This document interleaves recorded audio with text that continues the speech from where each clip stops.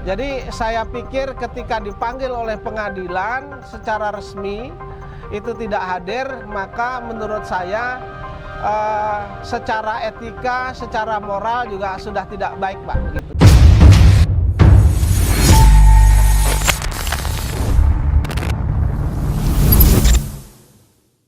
Bismillahirrahmanirrahim. Assalamualaikum warahmatullahi wabarakatuh. Kembali lagi bersama saya Lethal Walid. Jadi seperti yang saya katakan di konten saya beberapa hari yang lalu bahwa di tanggal 2 November kami akan meliput langsung atau melihat langsung bagaimana proses Pak Zain Mustafa dan kawan-kawan menangani kasus dari para korban-korban ini atau klien dari Pak Zain Mustafa itu sendiri. Dan di sini kami menemui Ibu Lilis yang sedang mengajukan gugatan ke Pengadilan Negeri Bogor yang diwakili oleh Pak Zain Mustafa selaku advokat atau pengacara dari Ibu Lilis dan suaminya itu sendiri, teman-teman. Dan seperti yang sudah saya duga, dan mungkin teman-teman juga sudah menduga bahwa pihak Yusuf Mansur dan kawan-kawan ini, pihak tergugat, diantaranya ada Adiansa, PT Adi Partner Perkasa, dan yang lain termasuk tergugat Darul Quran itu memang semuanya tidak menghadiri persidangan atau ya bahasa saya tidak menghargai persidangan ini, teman-teman. Sangat bertolak belakang dengan apa yang pernah dikatakan oleh Yusuf Mansur tempo hari bahwa ya kalau mau ini jangan datang di persidangan, datang di rumah saya saja, saya ganti kok duitnya. Disamperin di rumah nggak datang, nggak kelihatan, nggak nongol, entah alasan pergi kemana, bahkan di persidangan pun tidak datang gitu.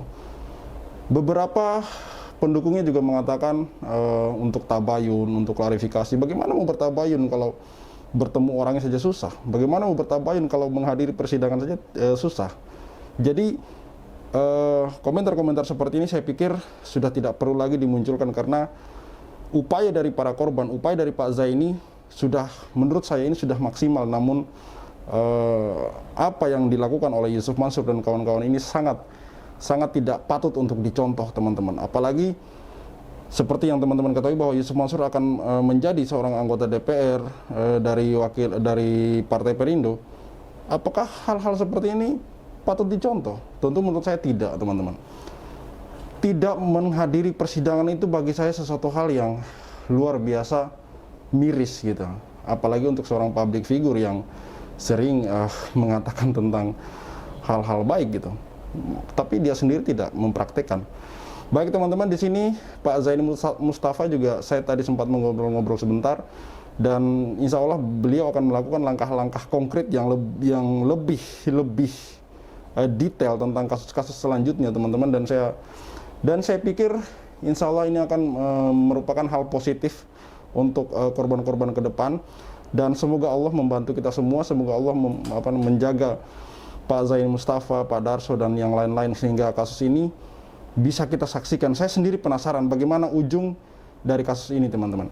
Silakan disimak wawancara Pak Darso Arif dan Pak Zain Mustafa mengenai perkembangan kasus. Tadi kami juga masuk di ruangan persidangan. Sayangnya kami tadi sempat mau live streaming, namun oleh hakim tidak dibolehkan untuk merekam. Tentu hakim punya alasan tersendiri yang kami juga tidak paham alasan tersebut apa, karena saya juga tidak terlalu ini ya, karena sidangnya juga cuma sebentar, cuma memeriksa data-data, dan di situ hakim menanyakan bahwa ini beberapa alamat itu sudah pindah tanpa konfirmasi. Jadi perlu teman-teman ketahui bahwa pihak-pihak tergugat ini alamatnya itu pindah, teman-teman. Entah ini disengaja atau bagaimana, saya belum bisa menjawab secara pasti. Yang jelas ini adalah hal-hal yang lucu dan aneh gitu. Termasuk kantor BMT itu sudah, kalau menurut Pak Zain Mustafa itu sudah gaib, teman-teman. Baik, tidak perlu diperpanjang lebar lagi, silakan disimak wawancara Pak Darso Arif dan Pak Zain Mustafa mengenai kasus investasi tambang batubara yang beliau ajukan gugatannya di Pengadilan Negeri Bogor, yang mana klien beliau yang di sini sebagai korban adalah Ibu Lilis dan suaminya, teman-teman. Saya Lethal Walid undur diri. Wassalamualaikum warahmatullahi wabarakatuh. See you on the next videos. Pak Arif dan Ibu Lilis, kliennya Pak Zaini, hari ini Pak Zaini dan Pak Sudaryanto mau mengabarkan kepada kita semua soal jalannya persidangan perdana ya Pak, sidang perdana ya? Perdana, ya. Atas gugatannya Ibu Lilis terhadap Jam'an dan beberapa pihak. Nanti Pak Zaini mau kasih penjelasan kepada kita. Pak Zaini, Gimana jalannya sidang perdana ini Pak hari ini Pak? Iya Pak, baik hari ini sesuai dengan panggilan itu kita dipanggil jam 10. Namun kita nunggu para tergugat lainnya yaitu Yusuf Mansur alias Jam'an Nur Khotim Mansur, kemudian BMT Darussalam Madani Kota Wisata Cibubur dan kawan-kawan itu di dalam sidang pertama ini tidak ada yang datang Pak. Satu pun tidak ada yang datang, termasuk Yayasan Pondok Pesantren Darul Quran, Takfis Darul Quran, Daku juga tidak datang Pak. Jadi tidak ada yang datang hari ini Pak, begitu. Kalau menurut majelis surat panggilannya sampai Pak, relasnya? Jadi sudah dipanggil dengan layak, kemudian memang ada beberapa pihak yang sudah pindah, tetapi Yusuf Mansur, kemudian Dwi Adi Yuda, kemudian Daku diterima, tetapi tidak ada yang datang Pak hari ini Pak. Diterima maksudnya surat panggilan? Sudah sampai dan diterima yang bersangkutan begitu. Jadi sidang perdana ini tidak dihadiri oleh para tergugat ya Pak? Tidak dihadiri, dan ini sesuai dengan dugaan Pak. Apa dugaan? Kalau orang taat hukum ketika berperkara di pengadilan mesti ia datang Pak. Kalau dipanggil. Ya, tetapi ketika orang sudah tidak taat hukum dan ingin mempermainkan hukum, ya, itu bisa saja mereka di panggilan pertama itu tidak datang Pak. Ya. Ini masalah etika, moral dan adab Pak. Ya. Jadi saya pikir ketika dipanggil oleh pengadilan secara resmi itu tidak hadir, maka menurut saya secara etika, secara moral juga sudah tidak baik Pak, begitu. Maksud Pak Jimmy ya Yusuf Mansur, ya Pak Dwi, ya Darul Quran itu ya semuanya? Iya semuanya Pak, para pihak, karena satu pun para pihak tidak ada yang datang. Padahal untuk tergugat Yusuf Mansur suratnya nyampe. Kemudian turut tergugat Darul Quran juga suratnya nyampe. Kemudian yang lainnya juga sampai Pak. Tetapi kenyataannya kan hari ini itu tidak ada yang hadir sampai dengan kita disuruh menunggu sampai dengan jam 1 siang tidak hadir Pak, begitu. Iya. Jadi apa menurut Pak Jenny alasan mereka kira-kira sehingga pada sidang perdana ini nggak datang? Kalau mengira-ngira tidak bisa mengira-ngira, tetapi upaya dari pengadilan akan memanggil secara layak saja Pak, begitu. Untuk yang kedua kali maksudnya? Untuk yang kedua kali, begitu. Secara patut dan layak, begitu. Ya. Pak Jenny pernah nggak sih pengalaman sidang begini terus lawannya nggak hadir, terus akhirnya bagaimana Pak? Oh, kalau sama Yusuf Mansur sering Pak. Kalau para pihaknya itu Yusuf Mansur sering. Jadi kalau para pihaknya itu Yusuf Mansur, kemudian BMT Darussalam Madani, itu biasanya mereka pada panggilan pertama tidak datang, nanti panggilan kedua, ini boleh dibuktikan nanti teman-teman, pada panggilan kedua nanti yang datang gantian tuh Pak. Bisa BMT dulu, bisa Yusuf Mansur, kemudian salah satu mesti nggak bisa tebak lah begitu. Kalau memang itu yang terjadi, itu nanti maksud mereka tuh apa Pak? Kalau itu yang terjadi ya? Hanya mengulur-ngulur waktu. Ya, jadi mengulur-ngulur waktu, agar waktunya terulur-ulur, namun pengadilan agak berjalannya lambat begitu. Kalau berjalan lambat, waktunya terulur-ulur, akibatnya apa Pak? Kira-kira yang mereka inginkan Pak? Yang mereka inginkan, penggugat bosan. Ketika penggugat bosan, kemudian sudah tidak bisa bayar sekum, kan akan berhenti Pak perkaranya. Itu yang mereka inginkan. Tapi dengan perkara ini, saya ngomong bahwa tidak akan pernah berhenti. Bahkan setelah gugatan ini, saya juga sudah menyiapkan gugatan yang subjek hukumnya penggugatnya lain Pak, di tempat pengadilan lain.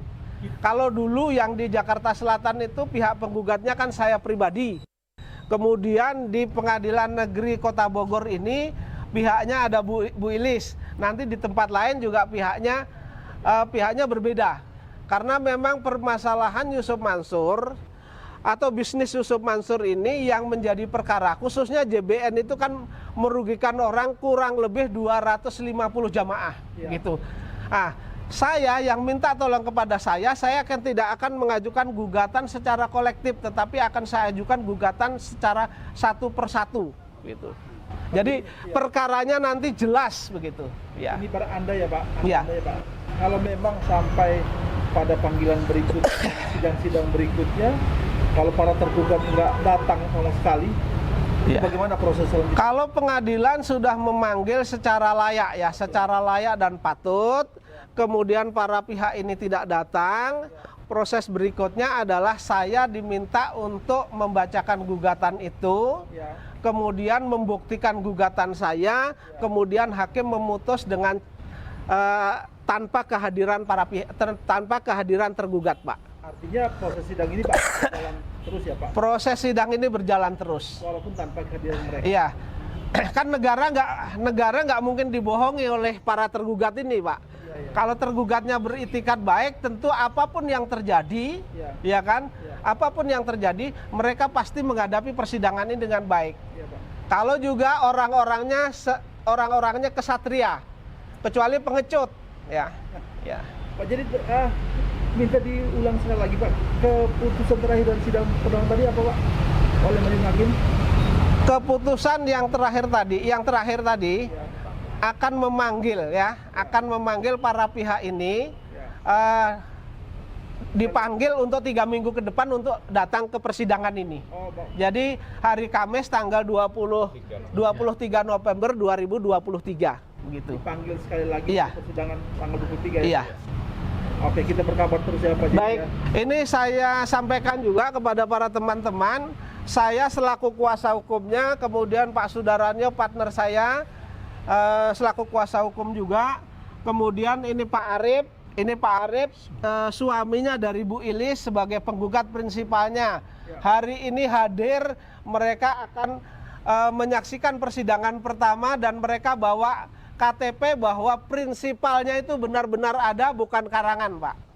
Maksud Pak, jadi penggugat ini benar-benar ada. Iya, penggugat ini orangnya benar-benar ada. Ya. Dan kemudian di dalam pembuktian saya akan membuktikan bahwa klien saya ini memang benar-benar setor dana, baik itu melalui BMT Darussalam maupun tergugat lainnya yang jumlahnya 250 juta. Ya. Bisnis ini digagas oleh Yusuf Mansur, yang pertama kali dipresentasikan oleh Yusuf Mansur, kemudian jadi masalah dan Yusuf Mansur dan kawan-kawan itu tidak bertanggung jawab sampai dengan saat ini, sehingga gugatan ini kami layangkan untuk meminta pertanggungjawaban terhadap investasi tersebut, Pak. Gitu. Jadi setelah Bu Lis, berapa lagi penggugat bisnis batubara ini yang disiapkan Pak JB? Masih banyak, Pak. Karena kan jumlahnya 250 orang. Siap-siap saja si Jam'an, kemudian BMT Darussalam menghadapi gugatan itu, ya mungkin bisa 10 tahun, 20 tahun, mungkin sampai Jam'an itu dipanggil Yang Maha Kuasa. Gitu. Oke Pak Jeni, tanggal Iya. 3 kita kembali lagi di sini, kita berkabar lagi soal jalannya persidangan ya Pak Jeni. Baik, terima kasih. Terima kasih Pak Ya, Sudaryanto, sama-sama. Pak Jeni, Pak Arif, Bu Iya. Lis. Iya, sama-sama. Terima kasih. Oke.